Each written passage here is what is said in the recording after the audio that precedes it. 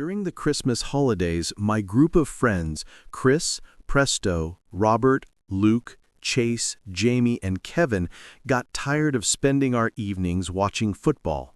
At one point, we decided to have some fun and play an old childhood game called Ding Dong Ditch, which involves ringing people's doorbells and running away. At the end of the break, we gathered at a pizza place and then went wandering around town looking for a suitable house to prank. As soon as we found a suitable place, Chris rang the doorbell 5 times in a row and we ran away laughing. We did it again and ran away laughing again. The third time, Chris plucked up his courage and rang the doorbell several times in a row.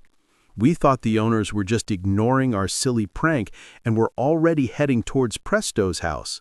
But suddenly, I looked back and saw a man running towards us at full speed. I yelled at my friends to run, and there was real fear in their eyes. Presto stumbled, but jumped up and caught up with the others again. We hid in his yard, and the man wandered around the neighborhood for a while, looking for us, until he finally left. We were scared, but we decided to return to the same house the next day. The next day, I told the guys that it was my turn to ring the doorbell. I ran up, pressed the bell, and immediately ran away. And then that same man appeared again and rushed after us. We ran away, but he had already gotten into his car and started chasing us at high speed. Then we split up. Chase, Robert, Kevin, and I ran down one street, while Luke, Jamie, and Presto turned down another. Chase and Robert quickly found places to hide, but Kevin and I were still exposed. We hid under some trees thinking we had lost him, but the man was chasing us, jumping over lawns and curbs. Kevin took off first and managed to get away, but I was left in the path of the car. The man almost knocked me down, blocking my way. He got out and grabbed me by the head and arm, ordering me to get in his car. At that moment, I turned on the camera on my phone and managed to film him trying to push me inside. When he let go of my arm to open the door, I pushed him away, broke free, and ran. He immediately jumped back into the car and tried to catch up, but I managed to hide in the bushes and he drove past. I told my friends to run to my house because the man was still circling the area looking for us. When everyone gathered, I showed them the video. They were horrified. To be honest, I have never felt such intense fear in my life as I did that night.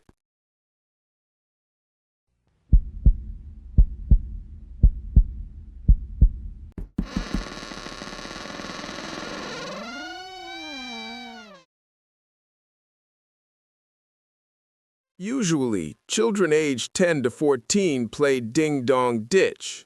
We were older, 16, in high school and living in a quiet suburb.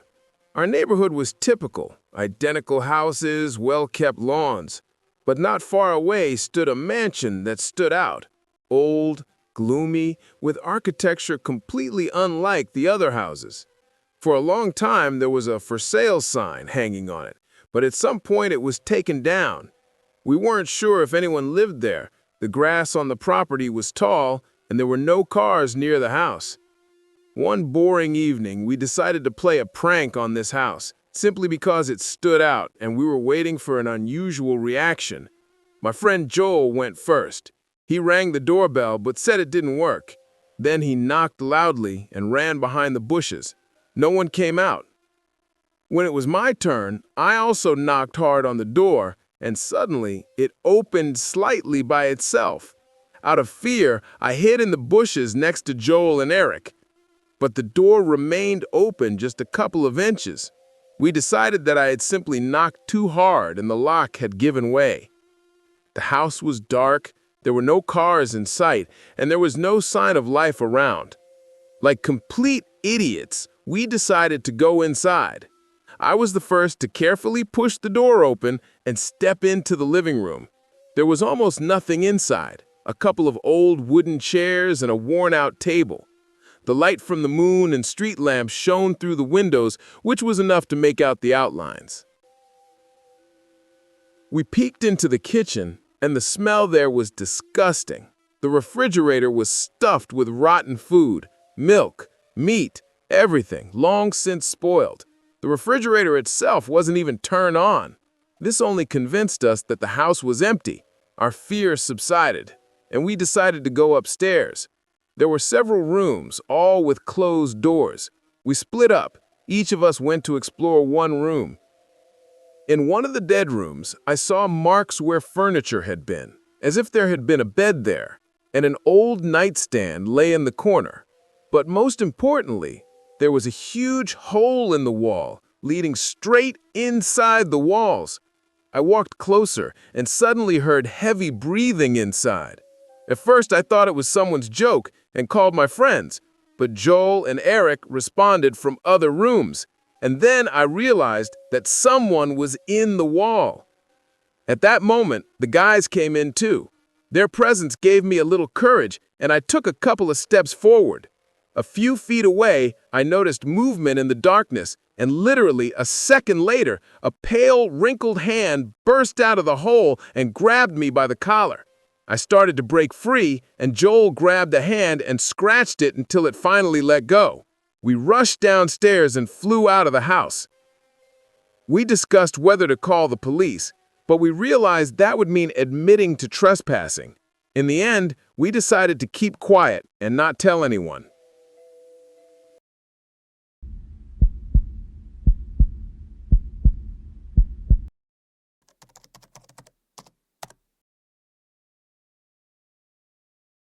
There is a special feeling when, late at night, you are no longer expecting anyone to disturb you, and suddenly the phone rings or there is a knock at the door. Your heart immediately sinks. This happened in the summer of 2020. I didn't use air conditioning, preferring open windows and a fan on full power next to my bed. That night I had been asleep for a long time, but suddenly woke up to a noise.